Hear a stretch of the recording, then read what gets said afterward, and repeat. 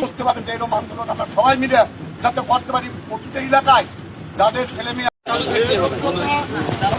যেহেতু আমরা সবাই অবগত আছি যে মাদক এটি এমন একটি ব্যাধি যে যা শুধু নিজেকে না, নিজেকে ধ্বংসের পাশাপাশি সমাজ, গ্রাম, মহল্লা, যারই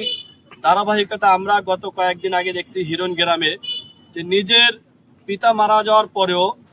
নিজের বসত ঘরে এই মাদকাসক্ত হওয়ার কারণে এতটা মাথা তার নষ্ট হয়েছে যে নিজের মা এবং সে তার কাছে নিরাপদ ছিল না, এবং এমনকি টাকার অভাবে বা যখন টাকা দিতে অপারগতা প্রকাশ করছে সে সেই মাদকাসক্ত হওয়ার কারণে নিজের বসত বাড়ি পর্যন্ত সে আগুন দিয়ে পোড়াই দিছে। আর এই মাদকের কুফল থেকে বাঁচার জন্য ৯ নং ওয়ার্ডবাসী যে উদ্যোগ নিয়েছেন, বিশেষ করে আমাদের পৌর বিএনপি সাধারণ সম্পাদক অলিউর রহমান হাওলাদার, আমাদের থানা ইনচার্জ এবং উপজেলা নির্বাহী অফিসার শাগুফতা হক স্যারের তত্ত্বাবধানে, তাদের নির্দেশে ৯ নং ওয়ার্ডবাসী মুরব্বীদের তত্ত্বাবধানে যে এই যে পদক্ষেপ নিয়েছেন যে কিভাবে সমাজকে মাদক মুক্ত করা যায়, কিভাবে এই সমাজের প্রত্যেকটা নাগরিককে এই মাদকের ছোবল থেকে মুক্ত করা যায়, যাতে সমাজ কলঙ্কিত না হয়, নিজে ধ্বংস না হয়, এই জন্য যে উদ্যোগ নিয়েছেন এই জন্য আমি মহল্লাবাসীকে সাধুবাদ জানাই। কোটালীপাড়া উপজেলা 206টা গ্রাম। এই উপজেলায়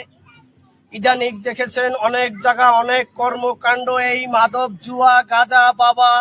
তাস খেলা নিয়ে অনেক মার্ডার হয়েছে, অনেক মায়ের বুক খালি হয়েছে।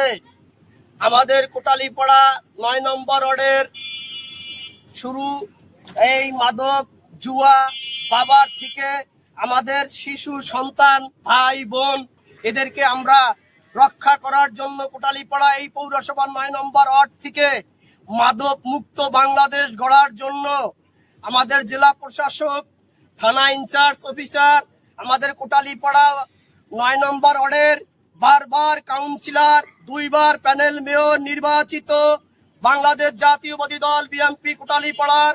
পৌর বিএনপির সাধারণ সম্পাদক জননেতা জনাব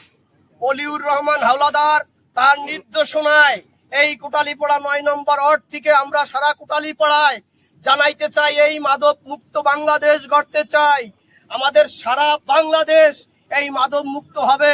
আপনার